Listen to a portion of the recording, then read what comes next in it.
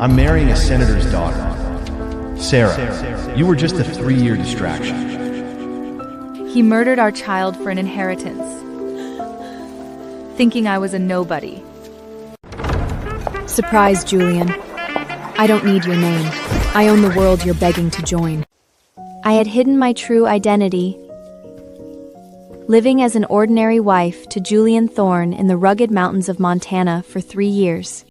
The day I found out I was pregnant, he spoke without warning. I'm marrying Clara Sterling in New York in 3 days. She comes from the right kind of family. The prenup is already in place. And besides, I've already slept with her. Seeing me frozen in place, he added, I'll buy you a penthouse in Manhattan. You and the baby will never have to worry about money again. I looked at him in disbelief. So what? You want me to spend my life as your dirty little secret? Julian looked away. She's perfect for the role. As long as you don't interfere with her life, I can give you and the baby everything you've ever wanted. Except my last name. A sharp sting hit my nose. I never realized I was so cheap in his eyes. What if I told you my family legacy is just as powerful as yours? Julian stunned for a moment, then let out a self-decrippling laugh. Sarah, I know I'm the asshole for hiding who I am and marrying someone else, but let's be realistic. In the entire East Coast, only Senator Sterling's daughter is fit to stand beside the heir of the Thorne family. We've lived in this cabin for 3 years. I know exactly who you are, Sarah. But if he could wear a mask, why did he think I couldn't? I looked around. There was the porch we built with our own hands, the small vegetable garden we dug together. I refused to believe it was all a lie. Julian, I'm pregnant with your child. Can't we just keep living like this? Don't marry her, please.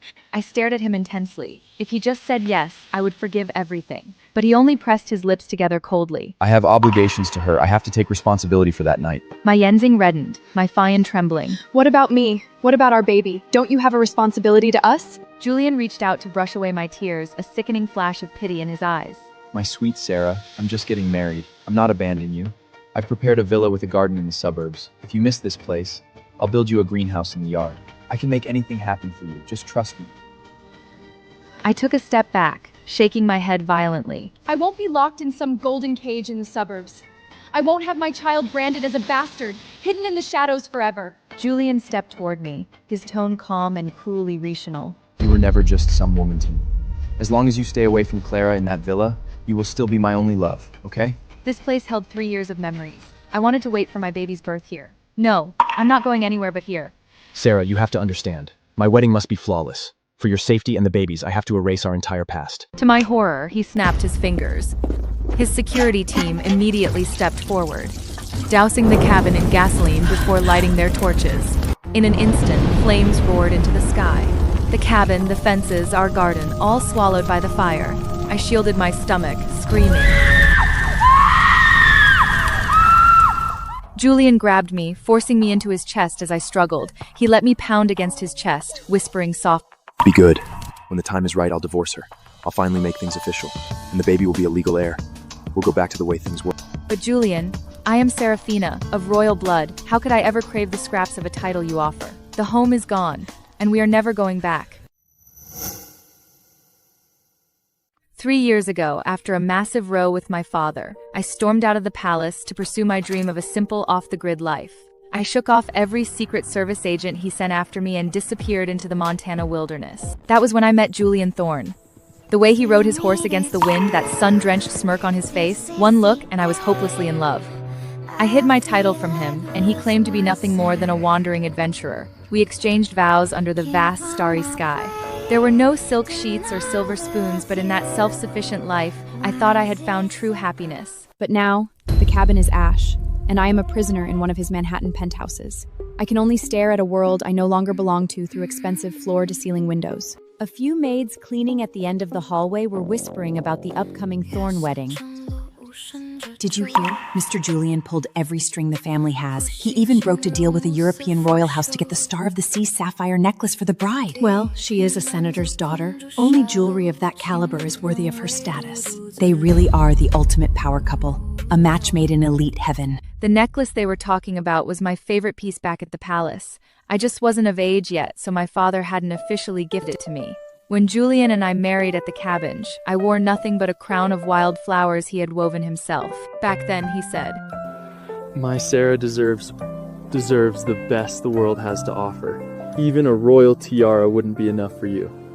I never imagined he would use all his influence to gift that very treasure to Clara Sterling. In the evening, Julian walked in with a box of Ladurée macaroons, my favorite. He sat across from me, his voice eerily calm. Eat something. You need to think about the baby. I picked one up and chewed mechanically, bitterness flooding my heart. When did it start? Julian froze for a second. He awkwardly poured me a cup of black tea before speaking softly. Your birthday. I felt like I had been dropped into a frozen lake. A month ago, on my birthday, Julian vanished. I spent the entire night searching for him, screaming his name in the storm-drenched woods. He didn't return until the next morning, looking exhausted, lying to my face that he had gotten lost searching for a rare wild orchid for me. Looking at the flower he brought back, even with my eyes bloodshot from exhaustion, I couldn't bring myself to utter a word of blame. And now, he's telling me that on my birthday night, he was in a Manhattan mansion, in bed with Clara Sterling. I felt sick to my stomach, but thinking about everything we've been through, I still wanted to give him one last chance. If there's still anything left between us, then don't marry her. He swirled his bone china teacup, his brows furrowed. Not marry her, and marry you instead? Sarah, don't force me to say things that will hurt you. Her family opens doors mine never could. Her family connections can take me to the next level. And you? You're just some backwoods girl from Montana. What makes you think you're qualified to be the next Mrs. Thorne? Pale and trembling, I asked. So our 3 years together mean nothing compared to your inheritance? A sudden sharp pain flared in my lower abdomen. I clutched my stomach, staring at him, waiting for his answer. In our world, bloodline, status, and power come before everything else. A look of hypocritical guilt in his eyes. Clara might be pregnant. My mind went blank. I stared at him in disbelief. Sarai, her child must be the only legal heir to the Thorne group. That's the only way you and your baby can stay safe in that villa. The pain in my stomach intensified like a twisting knife. Cold sweat beaded on my forehead. My eyes flickered toward the box of macaroons on the table. Julian, this is your baby too. How could... I'm sorry, Sarah. She found out. And technically your baby is further along. She will never allow a bastard to threaten her future child's inheritance. It turned out he had spiked the macaroons, my favorites, and I had walked right into his trap, completely defenseless. Julian, my stomach, it hurts so much. I just ate them. There's still time if we go to the hospital now. Call an ambulance, please. Seeing him stand there like a statue, my voice grew horsey with desperation. I won't bother you anymore, okay? I don't want the title, I just want my baby. I'll take him and move far away. I'll never interfere with your life. Despite my gut-wrecking pleas, Julian remained unmoved. Bite down on my arm. It'll help with the pain. Take me to a hospital! Julian, I'm begging you! Sarah, stop making a scene. No family physician is going to risk a scandal over an illegitimate pregnancy. The medication has already kicked in. It's too late. Be a good girl. After Clara gives birth to the heir, if the stars align, we can have another child later. Julian, listen to me. I am Seraphina of the Royal House. I am the true heir. Get a doctor here now to save your child. But he thought I was just spinning a desperate, psychotic lie. He shoved my hands off him with disgust. There's a limit to lying, Sarah.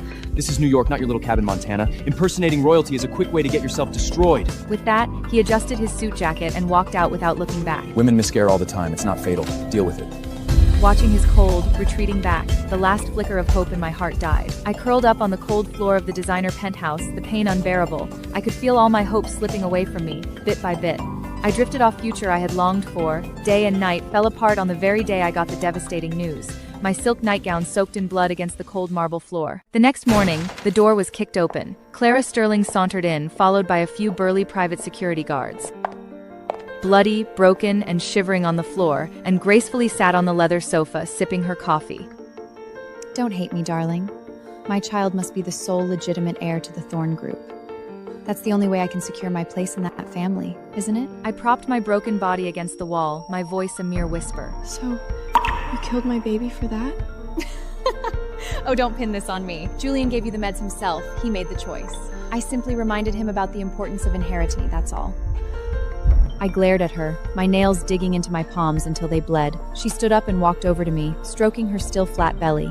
You should be grateful, really. Even if that bastard had been born, he would have been raised under my name anyway. This is cleaner. Now drink this recovery tonic. It'll help you get back on your feet.